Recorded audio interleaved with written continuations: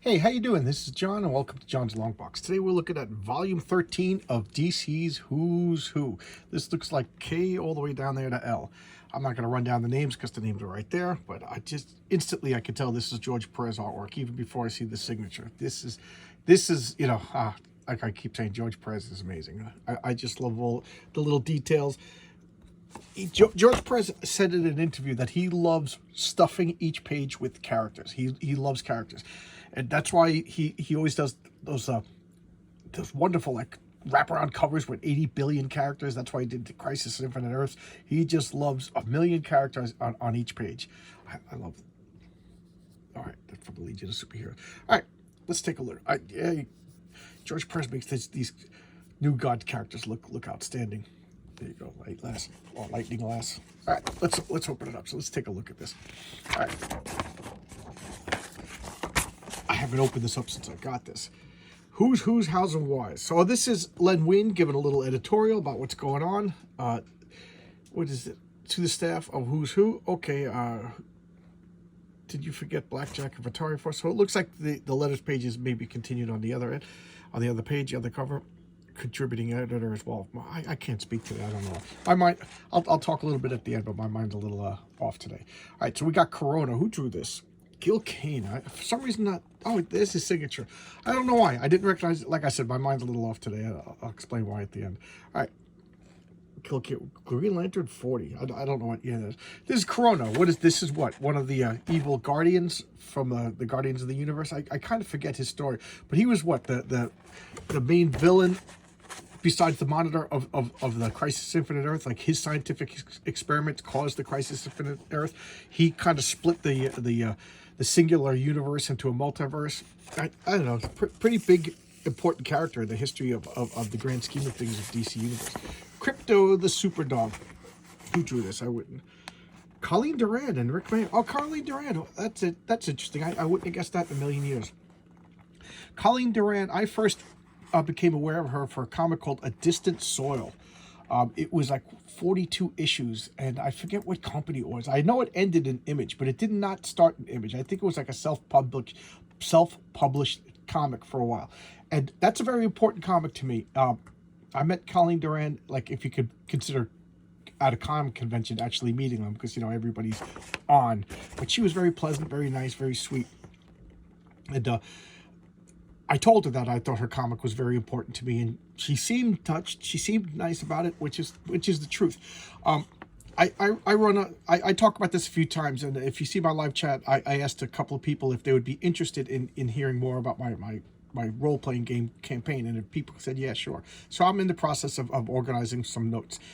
But one of the things I tried to marry Lovecraft, Tolkien, and superheroes in my role-playing world, and I think I did a pretty good job, if I do say so myself. And Colleen Durand was like I ripped off, it's a role-playing game. I was a little kid, you always ripping things off, but she helped me marry the fantasy Tolkien stuff with the superhero world. And if you read A Distant Soil, like the space aliens, I just kind of ripped a lot of that off whole cloth. I don't want to say anything because I still have players who watch my videos, and we've been doing this campaign for 20 years, and they still haven't got the payoff about about elves and things like that. But anyway, a lot of it I was inspired by a Distant Soil with Colleen Durand. So she has a fond place in my heart. Long story short, let's talk about Crypto for a second. Crypto, I hated Crypto growing up. Super Dog. To me, it diluted the uniqueness of Superman. Like, what is they going to be? Super, Lemore and Super Goldfish and everything. Like whatever. But now as an adult, I gotta say, I like Crypto. I like Streaky the Super Cat. Why not? Why not make a Super Horse? It kind of makes sense that the Kryptonians would send up animals before they would send up humans for experimental purposes. We did it, so why not Kryptonians? I don't know. Now I like the idea of a superhero with a very loyal, intelligent dog by his side. I love dogs, so why not? Here's Crypto, his adventures. I don't know. I guess I'm getting sentimental in my old age. Kryptonite. Here's the various forms of Kryptonite.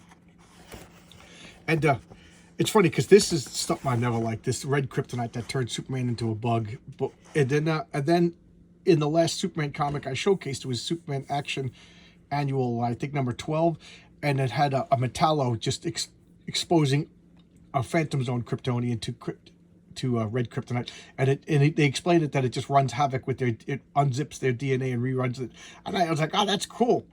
So here you go. You know, all this stuff I couldn't stand about DC as a kid is like stuff I'd grown up.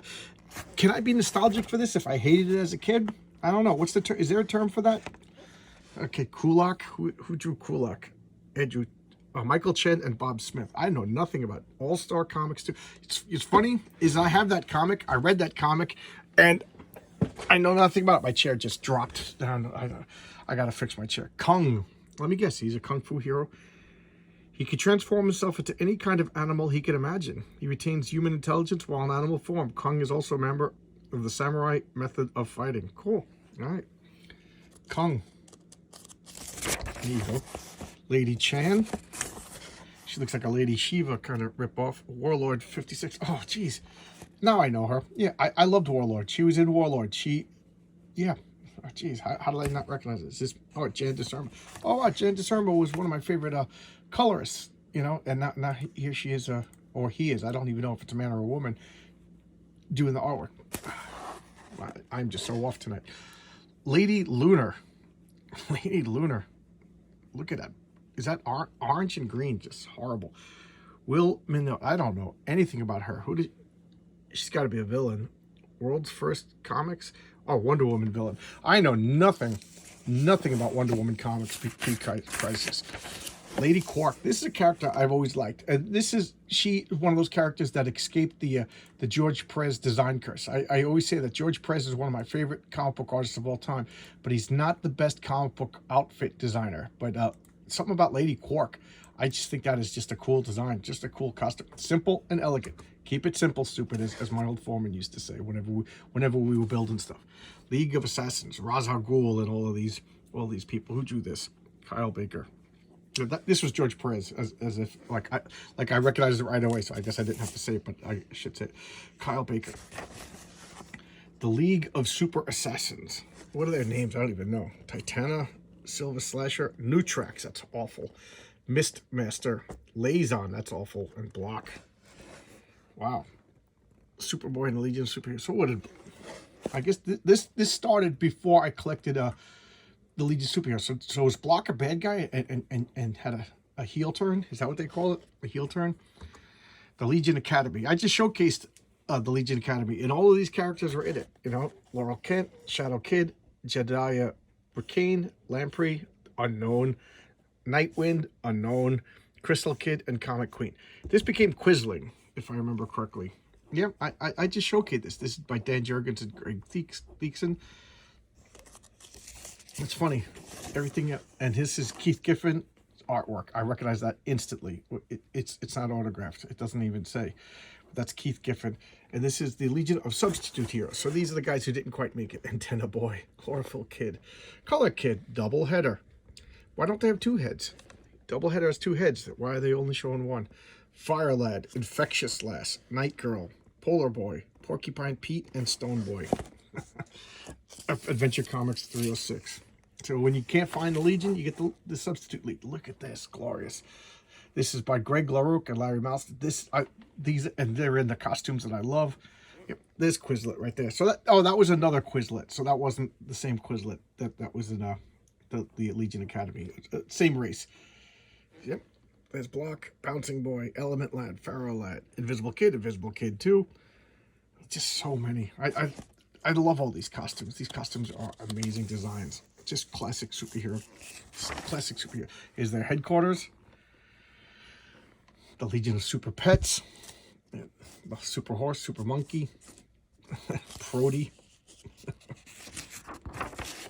The Legion of Super Villains. I don't even know their names.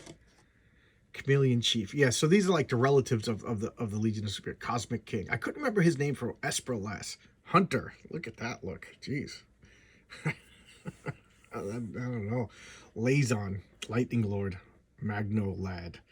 Micro Lad. Mistmaster, Nemesis Kid. I always liked him. Whatever power you had, he had, but better. That was his power. I just thought that was so cool as a kid. New tracks. Oiver. Radiation Boy. Ron Carr. Saturn Queen. Silver Slasher. Spider Girl. Sun Emperor. Tarek the Mute. Terrace. Titana. Tyr. And Zemrir. Just, I don't know. Just cool. Except for that guy. Look at that. Looks like a puppy. What kind of what are those puppies called? Liberty Bell. She was in the All-Star Squadron. Mitch Shower. I don't know that name. Sorry, Mitch. But she's in the All-Star Squadron. She has like super strength and sonic abilities. I just, even blue and yellow. Those are superhero colors. Blue and yellow. Like, there you go, blue and yellow. That means you're a good guy. When you got blue and yellow, you're a good guy. This is by Dave Cockrum. Dave Cockrum is amazing at comic book costume designs. Just look at all of his designs. Nightcrawler, pretty much all the original X-Men, Colossus, just great designs. Lightning Lass, who's that by? June Bridgman and Roy Richards. I don't know Roy Richards, but that awkward pose, but whatever. Lightning Lord, that's such a retro ugly costume. I love it. Retro and ugly, and I love it. Light Ray. This is one of the few New God designs that I actually think is a cool design. Most of them are just like random designs and, you know, they don't really make any sense. But this one is a cool one. Light Ray. It's the most superheroic out of them all. Lilith. I first became aware of her in the new Teen Titans. She has like precognitive abilities, and she ended up being like the daughter of one of the mythological Titans. I just thought it was a cool story. You know, she was like the go-go mod girl in the 60s, and then they, you know, brought her back in the 80s. I just like this character. Who's this one? Little Boy Blue. I don't know anything about Little Boy Blue. And Stefan DiStefano and Bob Smith. This is the same. Stefan DiStefano. He has a thing for these like little comedy characters, because he did the Hero Hotline. He did Amazing Man rather. But I don't know anything about this character. Sensation Comics 1. Wow, that he showed up in the same as Wonder Woman #1. I know nothing about him. Little Cheese, the Micro Mouse. Where is he from? Captain Carrot 12. I'm reading Captain Carrot right now. Excuse me, but I'm not up to this one. So there you go. I'll find out about him. Lois Lane. Lois Lane, Action Comics #1. What a pedigree on that, huh? You know, all the way from like one of the very first superhero comics, or if not the first. Well, here's a character that's been written so inconsistently, and a lot of the times she's just written like annoying. It's like very few runs that I can actually say that she was like pleasant. Looker. That's weird that they don't have Earth 1 Lois Lane and Earth 2 Lois Lane. They just have Lois Lane. Oh, that's interesting, because they have Earth 1 Superman and Earth 2 Superman. There you go. I guess nobody cares enough to have to do it twice. I guess it's the same write-up no matter what. Looker. Oh, this is a character I really like. She was introduced in The Outsiders and Jim Aparo and Mike Barr. And she has like these vision powers. And I thought she was really cool. And then I think they didn't know what to do with her, and they gave her like these hokey, like they turned her into a vampire. Like once the superhero's turning into a vampire, that's like the equivalent of a sitcom of your evil twin showing up. You know, they just don't know what to do with you. They're just trying anything. Lord of Time. I think he'd come up with a better armament, a better costume than this to be the Lord of Time. Who is this? Michael Chen. I don't know. Michael Chen. I'm sorry. Who is he from? Justice League of America, #10. Oh, so I'm just about to read him. I just got that #10. Lord Satanus by Kurt Swan and Bob Smith. What a great team. Lord Satanus. Action Comics 527. So he fights Superman. All right. I don't know anything about this character. Lord Schilling by Jose Delbo and Bob Smith. Tomahawk #28. So he's got to be like the bad guy, the British bad guy. You know, kind of like that character in Pirates of the Caribbean. You know, I can't even think of his name, but he just looks like a jerk. And the Losers. So we got Captain Storm. So this is like another war comic. I don't know. There was a reboot of the Losers, and I picked that up, and I actually enjoyed that. Well, let's look at the artwork. Joe Brzezowski and Bill Roy. But I never read anything by them, so I can't really talk about them other than, like I told you, I never really was into the war comics that much as a kid. I started getting into war comics more recently, but at the time, I couldn't touch war comics with, I wouldn't touch war comics with a 10-foot pole. All right. So I wanted to say that. Remember I say that there was something exciting I wanted to talk about on my channel? Well, here it is. I didn't know if I was allowed to reveal this or not, but RJ from the Fourth Age asked if he could interview me.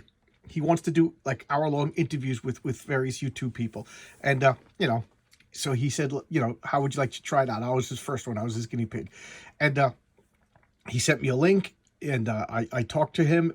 He asked questions. I asked him questions. And my wife was laughing at me because when I went upstairs, she said I was just all covered in sweat.